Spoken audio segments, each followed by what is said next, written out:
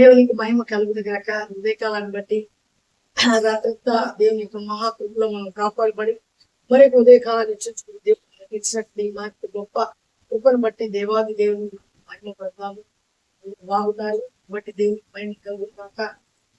దినము దేవునితో నడుస్తున్నాము. ఈ రోజు ఉదయకాలాన్ని లేచి ప్రార్థన చేస్తుంటాను. నేనైతే నమ్ముతున్నాను ప్రార్థన మనకు జీవనం. ప్రార్థన లేకపోతే మనం ఏ పాటి వాళ్ళం. ప్రార్థన చాలా అవసరం. ప్రార్థన కొంచెం సమయమైనా సరే దేవునితో గడుపుట నేర్చుకోండి, అభ్యసించండి. ఒకవేళ ఇంకా చేయకపోతే ఈ వాక్యం విన్న తర్వాత కొంచెం సేపు అయినా సరే దేవునితో గడుపుటకు నేను నిశ్చయించుకోండి. ప్రతి సమయం ప్రతి దానికి ఒక సమయం. కాబట్టి ప్రార్థన ఎల్లప్పుడూ మన హృదయంలోనైనా దేవునితో మనము ఎల్లప్పుడూ కనెక్ట్ అయిపోయి ఉన్నాం. వాక్యాన్ని ధ్యానించుకున్నాము. చూడండి, ఈ లోకంలో ఎంతో మందికి రకరకాల శ్రమలు, బాధలు, తీర్పులు ఇబ్బందులు వస్తుంటాయి. కొంతమందికి ఎలా వస్తుంటాయంటే వాళ్ళు చేస్తున్నటువంటి స్వయంకృత అపరాధాల వల్ల కష్టాలు వస్తుంటాయి. స్వయంకృత అపరాధాల వల్ల కొంతమందికి ఏ హేతువు లేకుండానే కష్టాలు, బాధలు వస్తాయి. కొంతమందికి నిర్హేతంగా అంటే కారణాలే ఉండవు.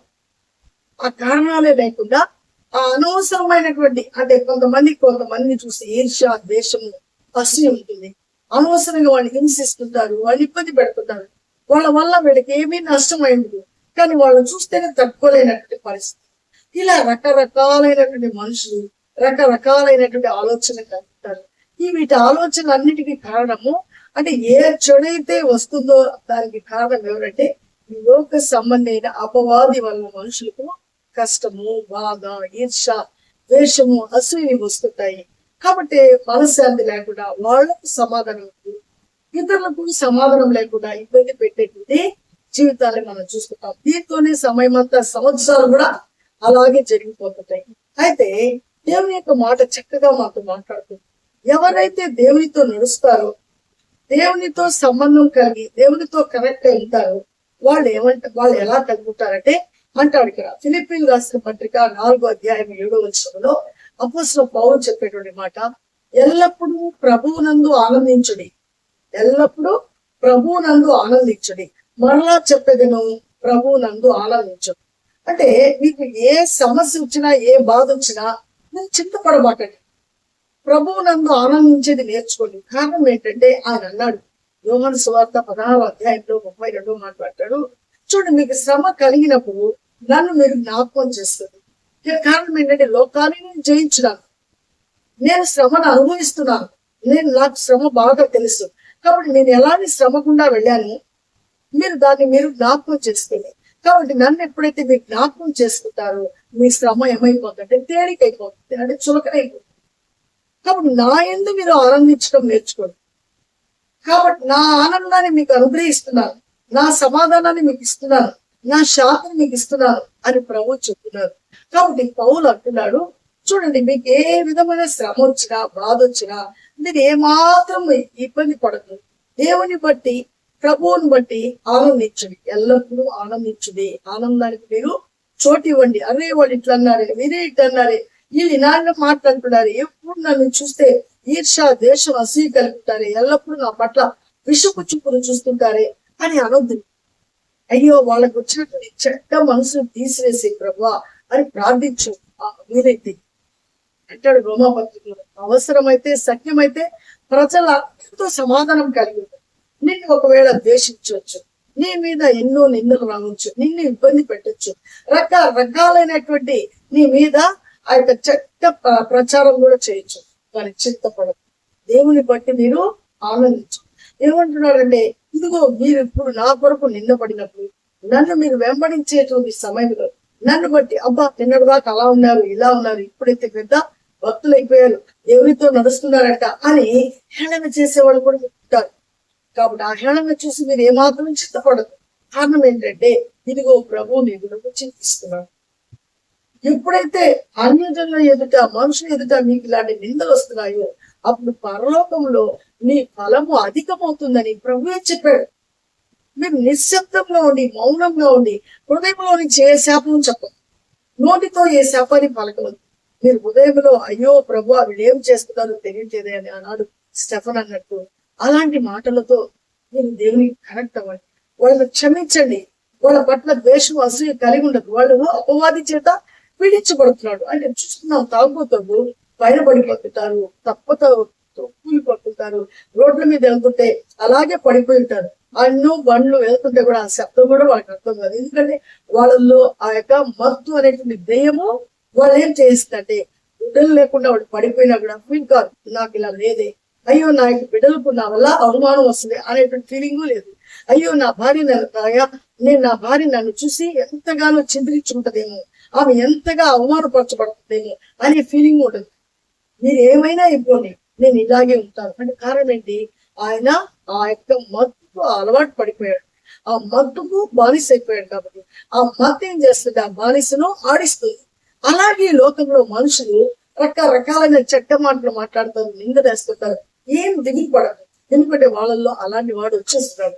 కాబట్టి అలాంటి వాడు వాళ్ళలోంచి వెళ్ళాలంటే మీరు కలిగి ఉండాల్సింది ప్రార్థన చెప్తారు. కాబట్టి ఇక్కడ ఇలాంటి సమస్య వచ్చినప్పుడు ఒక్కొక్కసారి మన యొక్క ఇబ్బందుల వల్ల అనవసరమైనటువంటి శ్రమల్లో మనమే ఇరుక్కొని ఆ శ్రమలు అంటే స్వయంకృత అపరాధాలు మనం వస్తుంది. కూడా దేవుని మీద ఆధారపడటం నేర్చుకోండి. అంటే ఆయన అంటాడు, చూడండి, మీ సహనము ఎల్లప్పుడూ మీరేం కలిగి ఉన్నారో దేని గురించి చింతపడదు.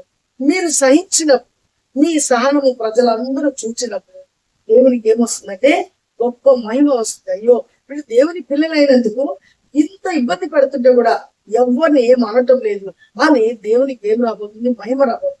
కాబట్టి నీకేం రాబోతుందంటే గొప్ప ఆనందము, ఆ యొక్క ప్రభువునందు ఆ సంతోషం రాబోతుంది. ఎందుకంటే మీ చింతంతా ఆయన భరిస్తున్నాడు.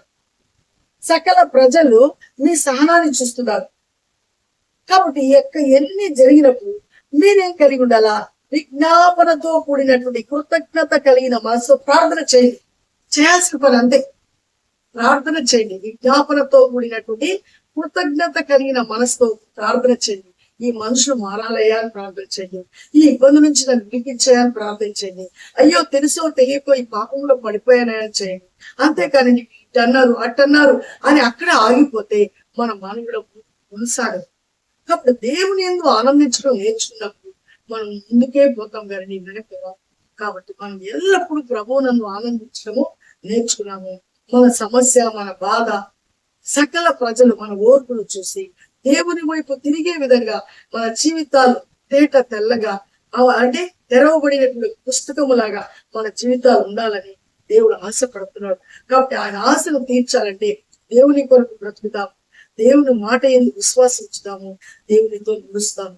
అట్టి కృప దేవుడు మనకు అనుగ్రహించాలని దేని గురించి చింతపడకుండా ప్రతి విషయంలో ప్రార్థన విజ్ఞాపనలతో దేవుణ్ణి మనము బ్రతిమాలుకొని ఆయన పాత్రలు అట్టి కృప దేవుడు అనుగ్రహించుకుంటాక ఆమె ప్రార్థిద్దాం. మహోన్నతుడా, జీవన దేవ, జీవాది స్తోత్రం ఆయన. ఉదయకాలం రాసిన పత్రిక 4వ అధ్యాయం 7వ వచనంలో నేను మాట్లాడుతున్నా, ఇదిగో ప్రభు నందు ఆనందించదు, మరలా చెప్పదను ప్రభు నందు ఆనందించదని అపోస్తలుడైన పౌలు ప్రభా సర్వ ప్రజలకు ఇదిగో ఇబ్బంది పడుతుంది ప్రజల పట్ల, ఇదిగో కారణం లేకుండా సమస్యల్లో పడిన వారికి ఆయన ఎంతో ప్రోత్సాహంతో దేవుని బట్టి బ్రతిమాలుకుంటున్నాడు, దేవుని బట్టి ధైర్యపరుస్తున్నాడు.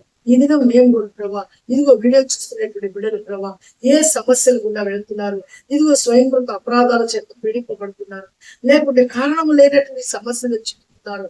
ఒక్కసారి జ్ఞాపకం చేసుకున్నాయా, వాళ్ళ బాధను జ్ఞాపకం చేసుకుని ప్రతి ప్రజని వైపు తిరిగినట్లు మీరు ఇచ్చేటువంటి గొప్ప ఆనందాన్ని, ఆ యొక్క గొప్ప నెమ్మదిని అనుభవించింది. ఇదిగో మీ కొరకు నేను చింతిస్తున్నానని మీరు చెప్తున్నారు. అవునయ్యా, మా కొరకు నేను చింతిస్తున్నందుకు నేను కృతజ్ఞతాస్తులు మీరు చెల్లిస్తున్నాను. ఆయన మేము మీకు లోబడి విధీలమై మా యొక్క సకల ఈ లోక సంబంధమైన ప్రతి బంధకాల నుంచి మమ్మల్ని విడిపించేయి. ఇదిగో తండ్రి, మీతో నిత్యము నడిచేటువంటి ఆ బంధం నాయన మా అందరికి మీరు అనుగ్రహించి ఇదిగో బిడ్డలు చూసుకున్నట్టు ప్రతి బిడ్డని ప్రతి కుటుంబాన్ని దర్శించి కుటుంబానికి కావాల్సిన అవసరతలు, అక్కర్లు, నెమ్మదిని, ఆయా కావాల్సిన శాంతిని, సమాధానాన్ని అనుగ్రహించి మీరే మహిమపరచబడమని మరలాభి చిత్తమైతే మేము కలుసుకునే పర్యంతరము కృపాక్షేమము మా అందరితో వచ్చిన యేసయ్య పరిశుద్ధ నామములో అడిగి బ్రతిమాలు వేడుకుంటున్నాను తండ్రి, ఆమె. అందరికీ ప్రైజ్ అడిగి దేవుడు మనకి దేని గురించి చింతించదు, దేవుని బట్టి ధైర్యం తెచ్చుకొని ఈ సకల సమస్యలు ఆయన దగ్గర తీసుకొని మనస్ఫూర్తితో విజ్ఞాపనలతో కూడినటువంటి కృతజ్ఞత కలిగిన మనసుతో ప్రార్థించండి. దేవుని యొక్క మహిమను మీరు తప్పకుండా చూస్తారు, ఆయనతో నిత్యము నడుస్తారు. ఇట్టి కృప దేవుని మనందరికీ అనుగ్రహించుగాక. అమ్మాయి షేర్ చేయండి, లైక్ చేయండి, సబ్స్క్రైబ్ చేయండి, మన ఛానల్ అనేకులకు తెలియచేయండి. ప్రోత్సహించబడదాము దేవుని వాక్యం, పురిగొల్పబడదాము దేవుని రాజ్యం పట్టు, దేవుని యొక్క కృపలో వర్తిల్లి ఆయన మహిమాకరంగా కృప దేవుడు నాకు అనుగ్రహించుగాక.